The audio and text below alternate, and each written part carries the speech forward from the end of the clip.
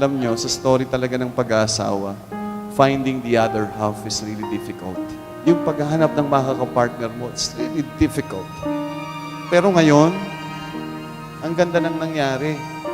You came back. Bumalik kayo sa Pilipinas. Binalikan nyo ang inyong pamilya. Binalikan nyo ang inyong lugar na ito. Binalikan nyo ang Diyos. You go back to where you are. You recognize your family. You recognize your friends. And most of all, you recognize God as an essential part of your married life. This is why I am ever so thankful to have you now and in just a few moments forever. I can't wait for our next adventures and build many more happy memories. I know there will be trying times too, but I also know that we are strong enough to weather these so-called storms. I know it won't be easy, like Father said, and it won't be perfect, but I'm not looking for perfection. I'm only looking for my other half.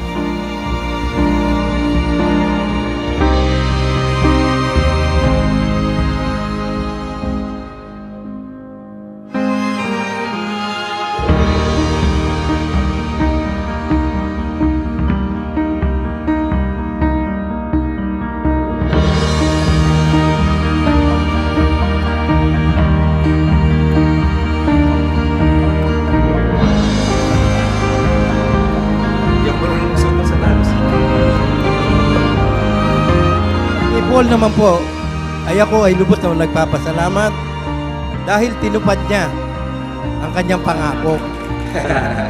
Nung nag-uumpisa pa lang po sila bilang mag-boyfriend, ay sinabi niya kay Lita na huwag siyang mag-alala at gagabayan niya si Aricel na makatapos ng pag-aaral at magkaroon ng trabaho. At ako naman po ay sinabi ko na si Paul ay hinahangaan ko at tinupad niya po yun.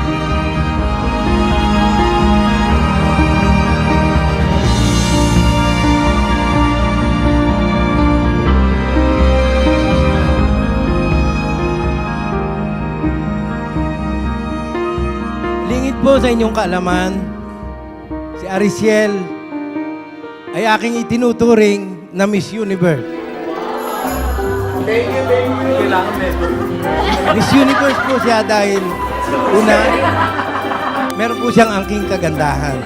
Na siguro naman po nakikita ninyo na nakuha niya sa kanyang mami. Of course, sa akin din.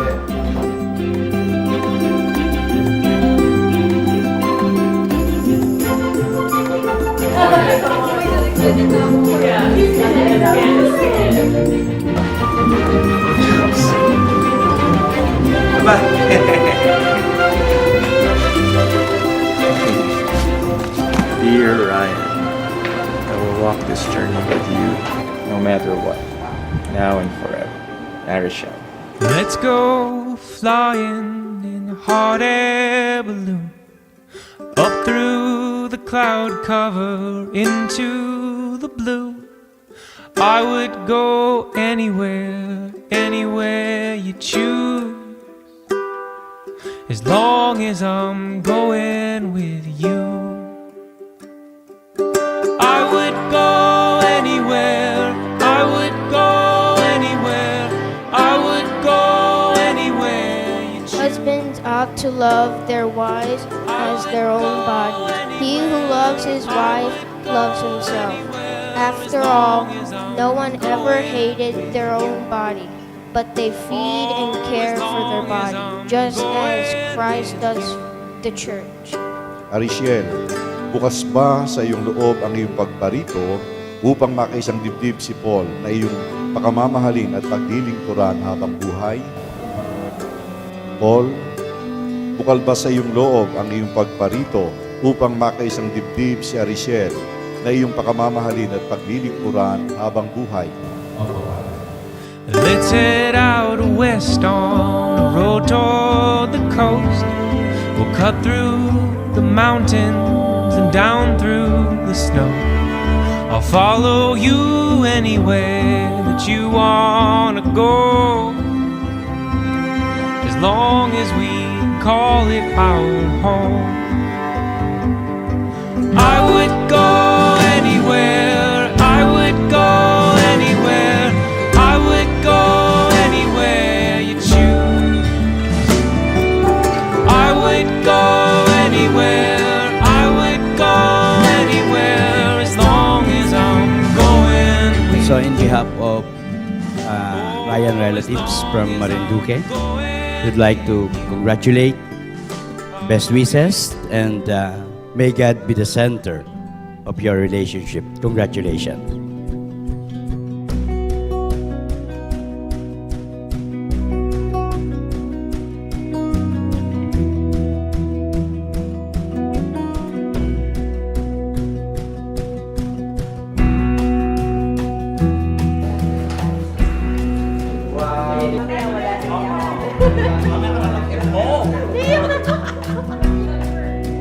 Ano? Wala na. Huwag na. Huwag na. Tears of joy.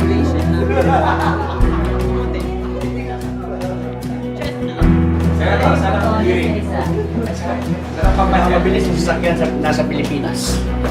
Ang pinakamabilis yung sasakyan. Magagamit ko pagtakas. Alam mo kung ano? Bakit? Wheelchair. Siya yung tutulong sa akin ng ng Maro. Apa? Ngayon na?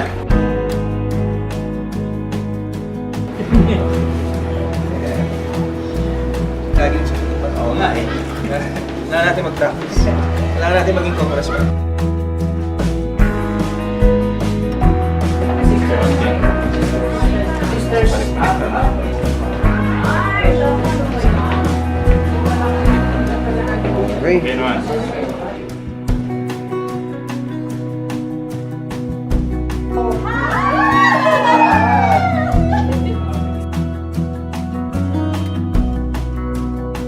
The man said, "This is now bone of my bones and flesh of my flesh. She shall be called woman, for she was taken out of man. That is why a man leaves his father and mother and is united to his wife, and they become one flesh." This is it. We officially welcome Paul and his family to our family. Love one another. No backing out. This is it, man. No return, no exchange.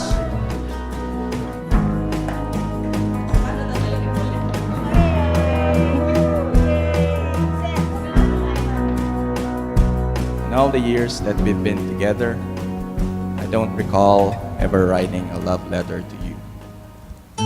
So I guess it's only appropriate na ang unang love letter ko sa'yo ay sa araw ng ating kasal. Truth be told, medyo nakakahiyang aminin that I've never written you a letter. Siguro dahil masyado tayong naging involved in the realities of being a couple, which is not bad. Or siguro dahil we knew from the very beginning that this is it. You and me and you. Ikaw at ako, pinagtagpo, nag-usap ang ating puso, nagkasundong magsama habang buhay.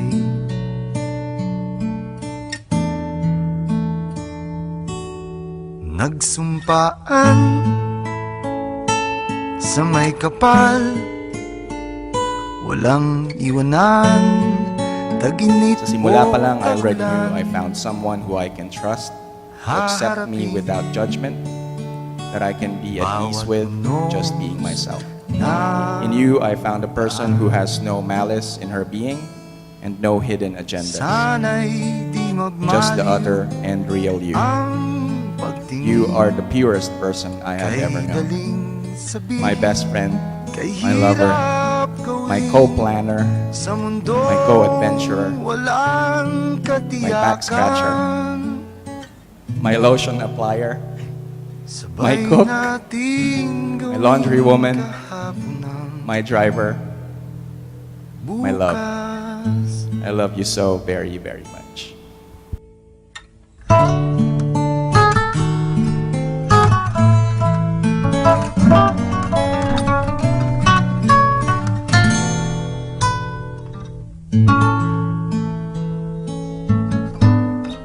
Ikaw at ako Paul, sumasang-ayon ka ba pinag-isa. na maging may bahay si Ariel na narito ngayon, alinsunod sa batas at mga alituntunin ng ating banal na simbahan? Opo, Sa Padre. isa't isa. Buong puso ba ang pagkakaloob mo sa Kanya ng iyong sarili bilang Kanyang asawa? Opo, Padre. Nakalaan ka bang balikatin sa piling niya ang pananagutan ng buhay may asawa? Opo, Padre. Bawat hangad kayang abutin, sa pangambay di paalipin.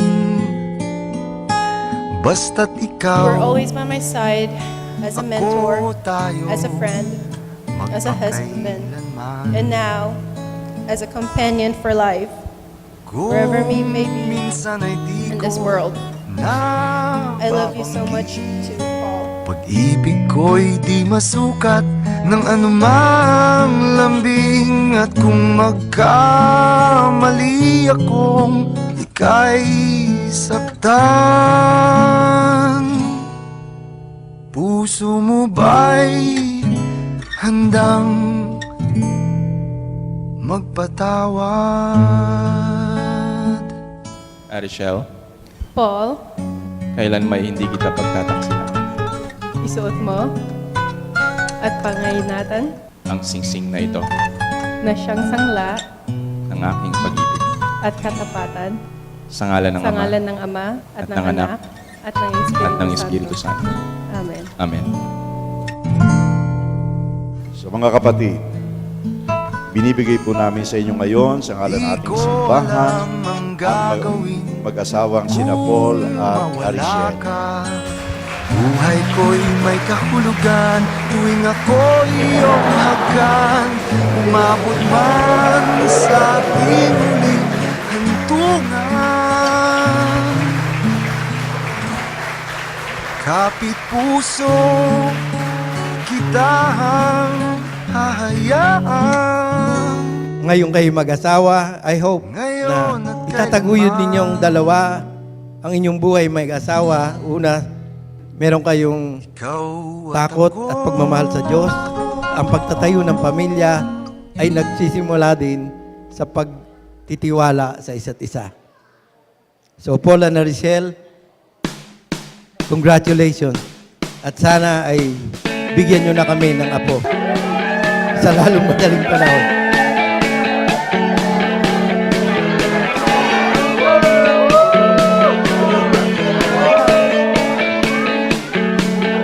Open my eyes. You would notice that throughout our party today, we have a central theme, and our theme is travel. On top of your respective tables, our newlyweds decided to name your tables after all the places that they visited. Where did the proposal happen? A. Belgium, B. Iceland, or C. Finland? Think it over carefully. Ready? 3, 2, 1, and race! Letter B, Iceland. Yeah, got it right. Good job. Ipapasok po natin ang ating kalamansi sa left na leg ng inyong partners. Aangat po yan all the way hanggang mag-exit po siya sa neck opening. This game is called Roll My Marble.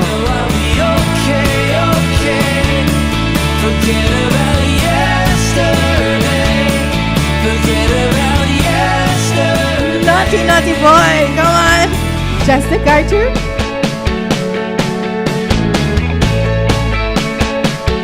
Oh, I've done it again. Looking back, but not ahead. It's your turn to make babies. Made in the Philippines because it's more fun in the Philippines. But it won't get me down this time. I would like to express my heartfelt regards and congratulations to my son Ryan and Rachel, and wishing them the best all throughout the years during this. Now they are united in their life. Paul, I officially welcome you to the Andal family. A toast for health, well-being, and success of your marriage life. Cheers, guys. The very reason why we're gathered here, ladies and gentlemen. A big warm round of applause, please, as you welcome Mr. and Mrs. Paul and Ariel Pababaer. Thanks all for coming, I guess. Thank you so much for coming, everybody. So really thanks for making the effort to come here tonight and share this moment with us. So enjoy, everybody. Thank you. Thanks, guys. 'Cause these are the